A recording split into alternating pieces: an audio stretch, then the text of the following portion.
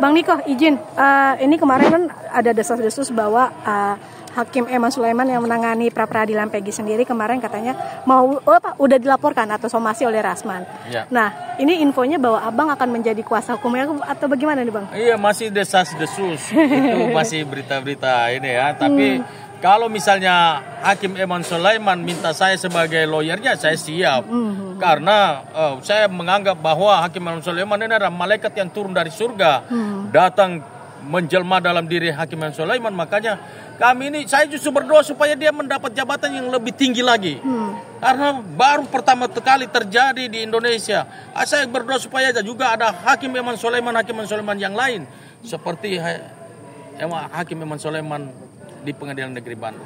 Oke, Bang, ini kan infonya kemarin juga beberapa waktu lalu Bang Rasman sudah bikin laporan ke Polda gitu, melaporkan Hakim Eman ini Bang gitu, tentang kalau kemarin. Dia laporkan Rasman, laporkan ke Polda itu lebih salah sasaran lagi. Lapor di Komisi Yudisial aja salah sasaran, apalagi di Polda. Ya jadi jangan ngawur lah, begitu. Ini kan soal Komisi Yudisial hanya mengadili etik, bukan soal putusan. Jadi, ya dipelajari dulu baik-baik lah. Harus lari kemana laporannya. Dan saya kira nggak ada pelanggaran etik di situ. Apanya yang mau dilaporkan? Bang, tapi emang ada rencana kalau seumpamanya Hakim Eman ini minta bantuan ke Abang dan Abang sendiri akan siap menjadi tim kuasa hukum? 1.000.000% saya siap dan saya pasang badan untuk Hakim Eman Sulaiman. Siapapun saya lawan.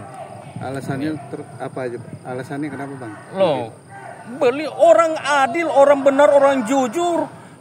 Harusnya kita pelihara, kita jaga, harus kita lindungi, bukan kita hancurkan. Kalau ada orang yang seperti Hakim Sulaiman ini lalu dia menegakkan keadilan terus kemudian kita hancurkan keadilan itu, lah gimana? Apakah rakyat kecil, orang miskin, kuli bangunan tidak boleh mendapat keadilan di negeri ini?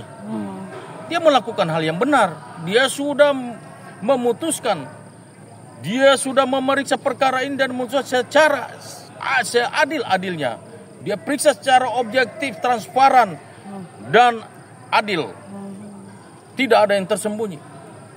Lalu kenapa hal yang benar, hal yang baik tidak kita bela? Kan begitu. Nah, sempat ada komunikasi atau gimana Bang?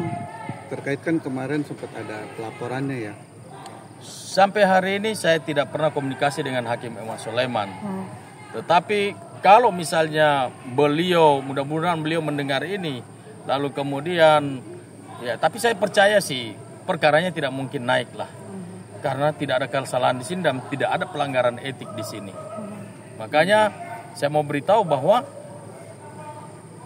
Peggy Setiawan juga sudah tidak ada sangkut paut apa-apanya lagi dengan kasus Vina dan Eki terkait putusan ini. Dan putusan ini juga saya yakin-yakinnya 1.000.000% tidak akan diproses. Karena memang betul-betul tidak ada pelanggaran etik di situ. Bang, seberapa gergetnya sih Bang ketika ada pihak lain yang melaporkan Hakim Eman dari pandangan Abang sendiri ya? Saya tidak greget.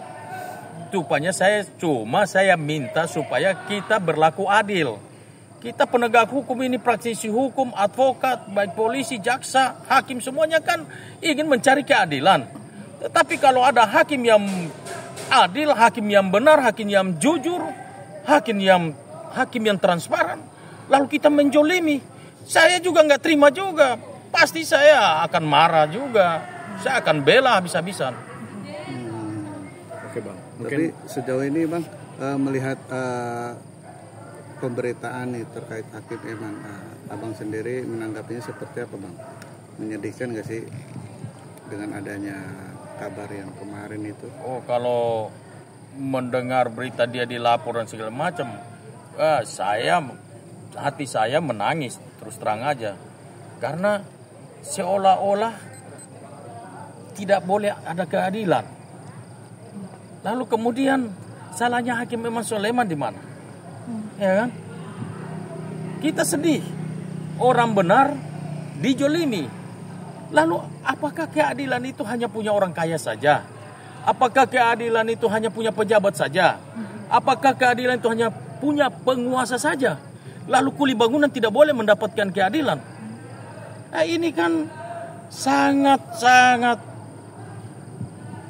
pilu, sangat sedih. Kita lihat orang-orang yang seperti ini. Kalau memang tidak mau lagi ada pra-peradilan, tidak boleh, hapus saja. Kalau nggak mau menghargai putusan pra-peradilan, hilangkan saja pra-peradilan itu. Ngapain ada pra-peradilan? Kan gitu. Tapi sejauh ini Bang Niko melihat sosok Hakim Eman seperti apa? Selain apa kinerjanya ya? Sejak dari awal saya mengenal beliau waktu awal persidangan saja, lihat dari wajahnya beliau aja, wah ini hakim yang baik, hakim yang ramah, dan beliau sangat adil. Ketika beliau memimpin persidangan, dua-dua diberikan kesempatan yang sama. Waktu kita replik, duplik, semuanya dikasih kesempatan jam yang sama. Saya bilang ke teman-teman, pasti permohonan kita dikabulkan. Karena kita bela orang yang benar, orang yang tidak bersalah. Begitu. Jadi ini benar-benar bukan mengada-ngada atau dibuat-buat, tapi memang dia hakim yang baik. Makanya saya bilang itu adalah malaikat yang turun dari surga menjelma dalam kehidupan Hakim Eman Sulaiman ini. Jadi jangan lupa untuk subscribe Cumi Cumi. Ditekan ya tombol lonceng merahnya.